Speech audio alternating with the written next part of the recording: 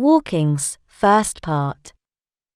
Hello, welcome to my channel. I hope you are happy and well. I am Swaruu. Sorry again for the change of voice, the usual web page I use for it is still not working, and I'm starting to get worried about it as I like that voice much better, although the one I use here today is supposedly from the same person. The concept of the walk-in is relatively new in the media, having appeared first in the works of Dolores Cannon and also in the Law of One, yet on Earth, there is no real way to detect a walk-in. There is for a much more advanced civilization and its science, to the point where they can even be artificially created, as we will see later on.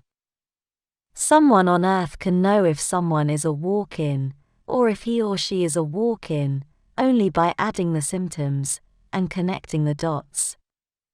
The basic description of a walk-in is a soul who was in higher existential realms, or in the afterlife, and who then enters a living body a long time after it was born, usually in adulthood, most often replacing the original soul, who willingly goes back to the afterlife. The first symptom of a walk-in is an abrupt change in personality, including interests and abilities.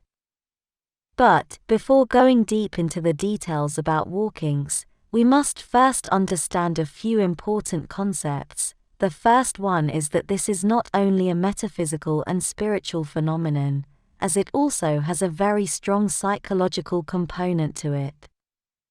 Not everybody who experiences an abrupt change in personality, interests, and all, is a walk-in, as we must objectively understand that during a person's life, there is a natural consciousness and awareness evolution that includes changes in life interests and tastes. Because something or some reasoning of theirs, or something they suddenly became aware of made them change their mind about what interested them in life before, they got sick of what they were doing, they got tired of the activities that were absorbing all their attention. Or simply as the result of the natural evolution of a person as he or she ages, and their circumstances and resources shift in other directions as their life goes on. Many people in the spiritual community and elsewhere to a lesser degree, experience sudden changes in their awakening, changes that are often called spiritual awakening, or the related Kundalini activation, and so on. These people who are suddenly aware of how the world really works, and awaken to the fact that they have been living a lie, imposed on them by the controllers of Earth, naturally develop a very strong rejection of society, as they see it as exploitative, primitive and cruel, and they want no part of it, so it is easy for them to conclude that they are either starseeds or walkings, as they are both identity cliches that serve advanced and aware souls on Earth, to give a meaning and a reason to their lives. They are often used as an explanation for the reason why they feel so lost on Earth, with a deep inner feeling of not belonging, and confusion as to what they are actually doing in a place that is so unlike, so dissimilar to their vibration. But, although labeling yourself as a walk-in may be only a psychological mechanism to help you cope with society and all the challenges in your life, they do exist and you very well could be one, or you may know someone close to you. As for starseeds, I will address them in their own video soon enough. Having understood the purely psychological aspect of the walk-in phenomenon, I must now describe the artificial aspect, but in a brief way, as the most important and most interesting part of this phenomenon is the metaphysical side, and how it occurs naturally. Each biological body holds a unique vibration that is also found in each and every one of its cells, and that vibration is the result of the average frequency and vibration of the soul that inhabits it, which in turn is the result of the overall vibration of its thoughts and emotions. Each soul is unique, and holds a vibration that is a perfect reflection of who it is, and no two people, no two bodies have the same exact vibration. This frequency and vibration is an oscillation in energy, much like a radio station, and holds a unique energetical address in the energy field it is immersed in.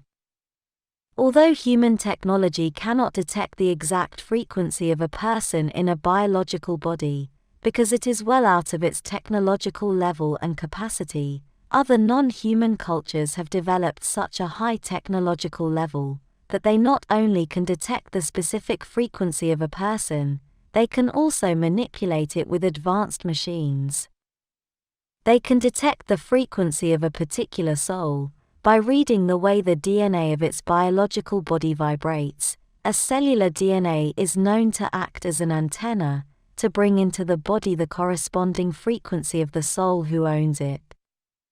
This means that a soul can only be compatible with inhabiting a body that is tailored to it, and that has the correct frequency receivers encoded into its DNA, which acts like a frequency key, so only the owner soul can enter and work in the material world through the specific body.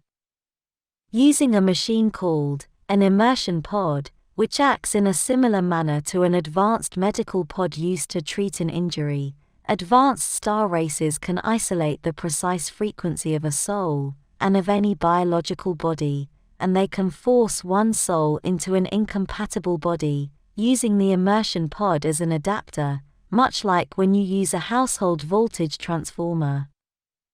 The immersion pod gets a soul's frequency by reading its original biological body's DNA, and then artificially modifies its frequency and vibration inside the machine to translate into the required ones of the receiving biological body, thus diverting the soul's signal from the original body and into the new receiving one, independently if it has vibrational compatibility with the soul or not. Therefore, it is technologically possible to make any soul have a life experience in virtually any physical body. As the soul signal being received by the receptor body is artificial, it can be boosted in order to effectively override that body's original soul, replacing it with the artificially designated one.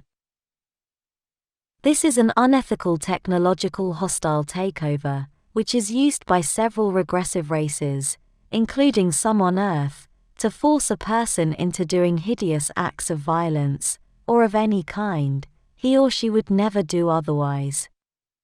This is used not only to commit terrible crimes, including false flag events, but it can also be used to temporarily take over the body of a targeted individual, to force it to commit a crime, so he or she can be arrested for it, and therefore taken out, and stopped from continuing their line of work that was against the interests of whoever was holding this kind of body-snatching high technology.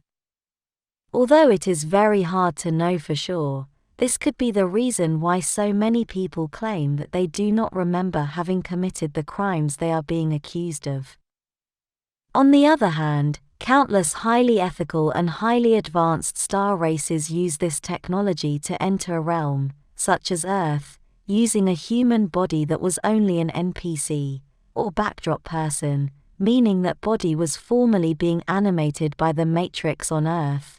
through the action of the collective unconscious, which is transmitting a signal to all of those empty soulless people, which is basically the same. Therefore, this explains why so many people act in such an obedient manner to the system, totally unable to understand, let alone question, anything that is outside their collective unconscious matrix programming.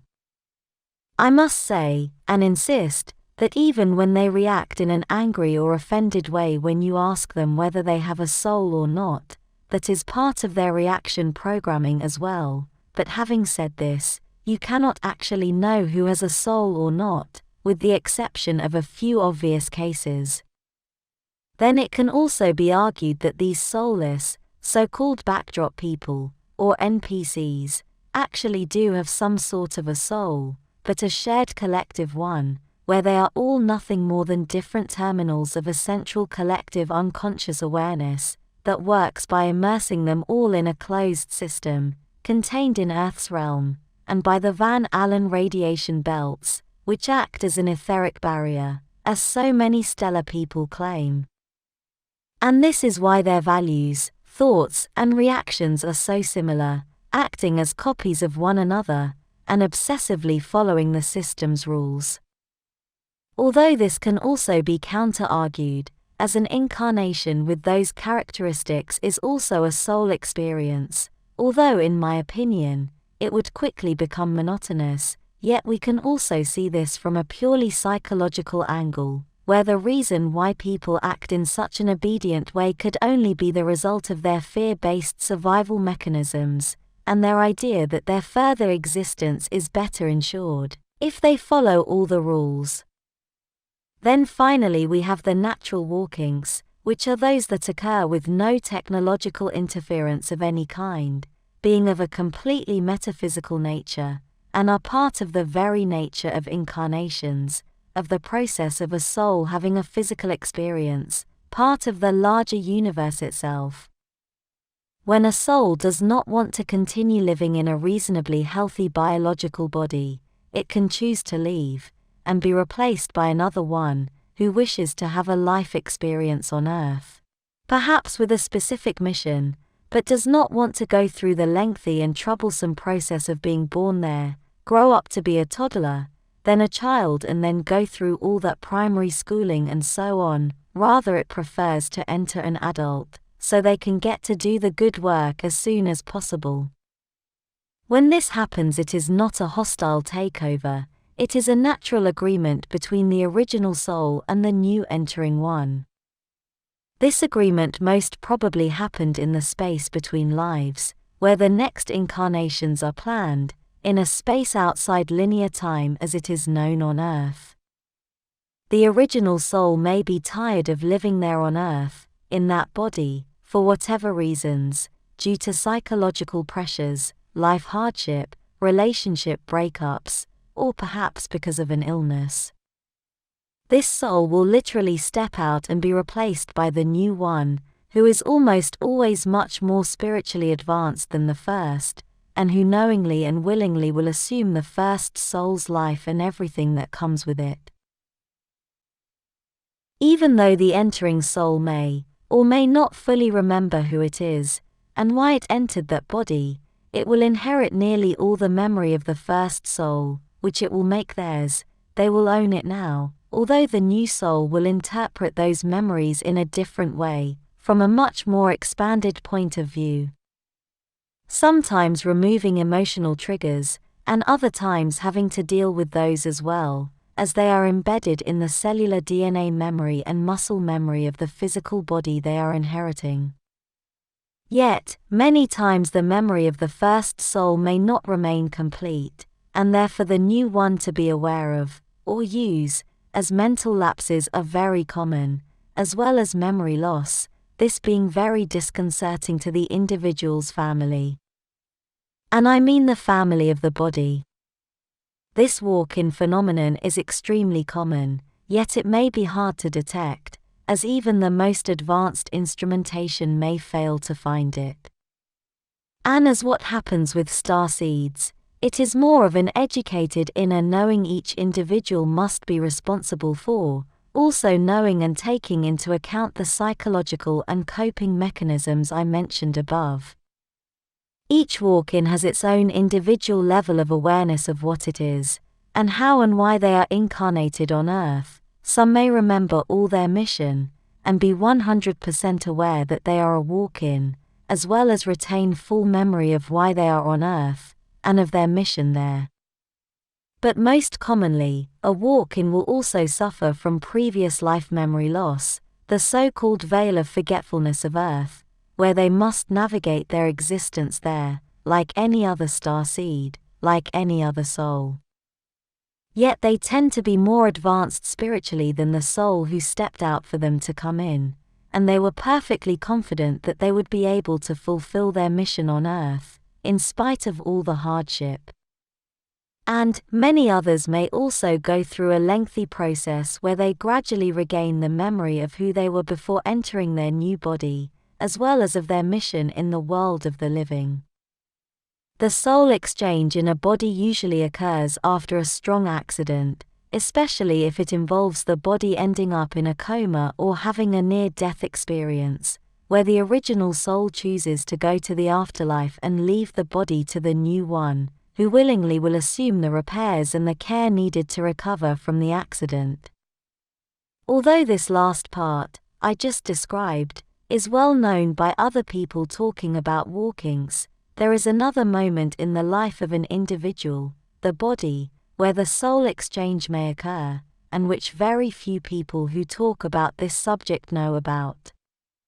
A soul exchange can also occur during a severe emotional event in the person's life, as the result of a dark night of the soul, a severe depression, or the loss of a close relative or loved one, where the original soul does not wish to continue living, inheriting the still useful body to an entering soul.